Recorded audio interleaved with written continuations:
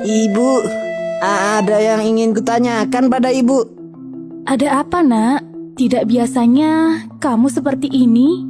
Apa yang membuatmu gelisah? Sebenarnya siapa ayahku? Di mana dia sekarang? Tak tega melihat anaknya yang terus-menerus penasaran, sang ibu menjawab, Ayahmu adalah seorang raja bernama Ki Hajar Salokantara. Kini dia sedang bertapa di gua lereng Gunung Telomoyo. Mungkin ini sudah saatnya kamu menemuinya. Jangan lupa untuk menunjukkan kelintingan atau lonceng di lehermu itu. Hah? Lonceng itu adalah peninggalan ayahmu.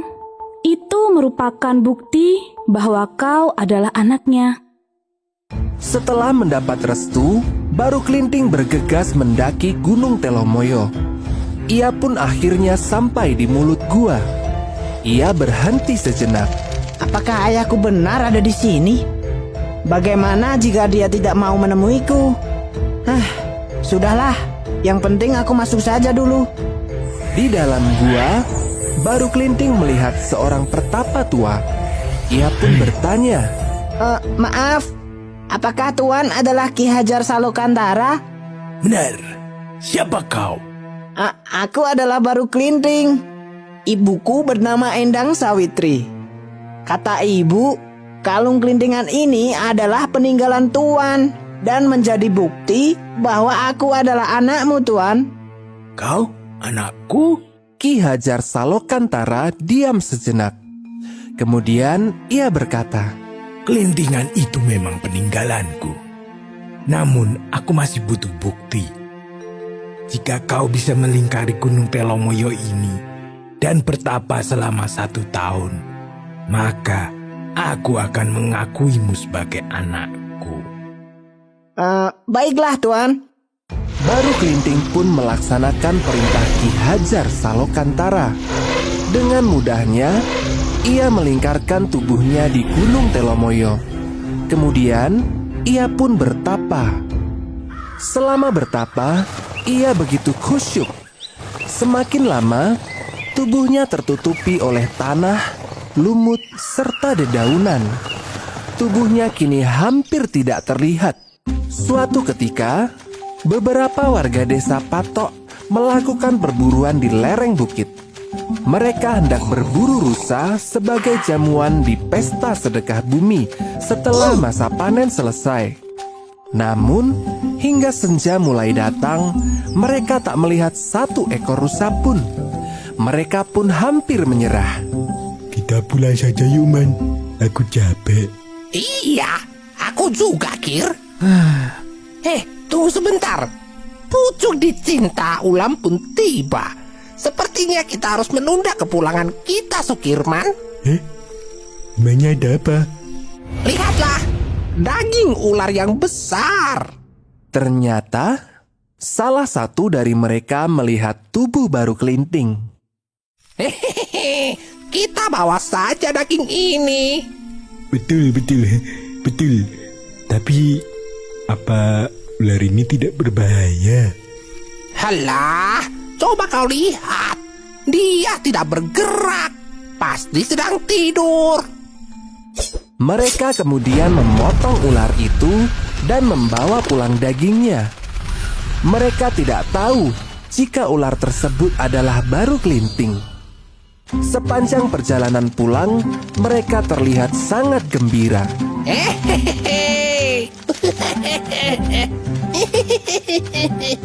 Pesta kali ini akan sangat meriah. Benar, kita berhasil mendapatkan daging yang banyak. Keesokan harinya, pesta sedekah bumi dirayakan di alun-alun. Di atas tikar telah terhidang berbagai makanan lezat.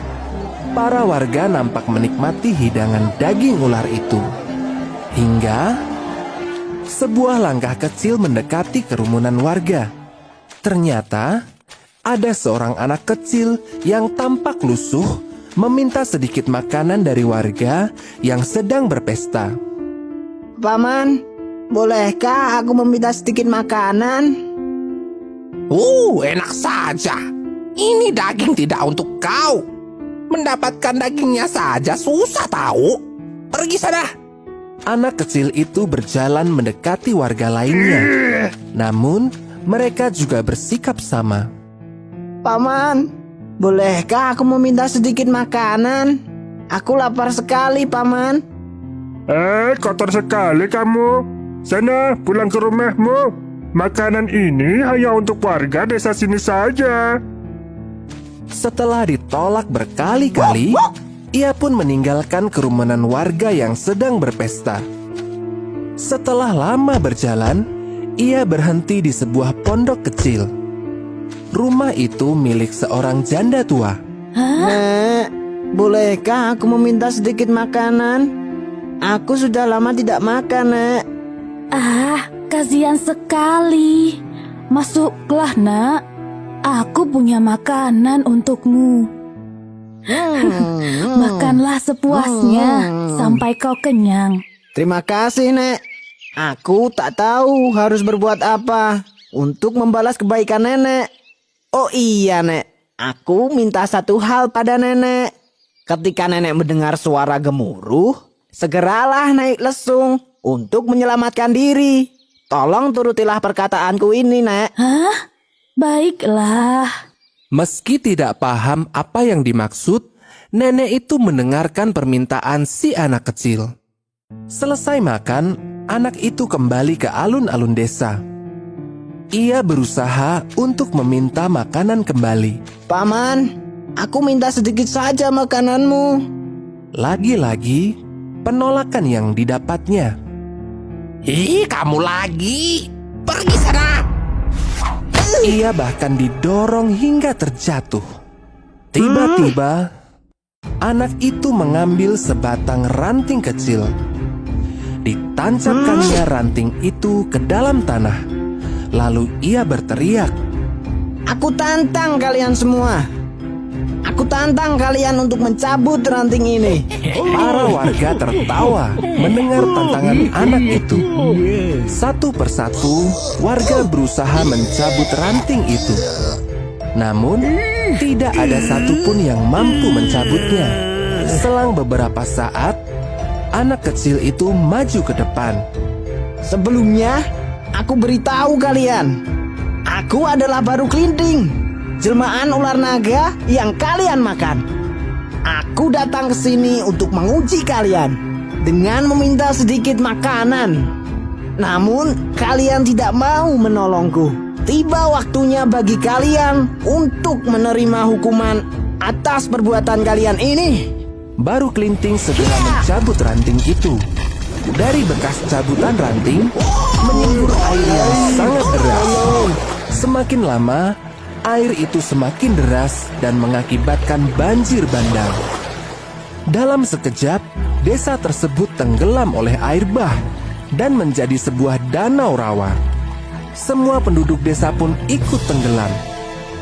Hanya ada satu orang yang selamat. Ia adalah nenek janda yang memberikan makanan pada Baru Kelinting. Ia selamat karena menaiki lesung sesuai pesan Baru Kelinting. Danau rawa itu kini dikenal sebagai Rawa Pening karena airnya yang jernih.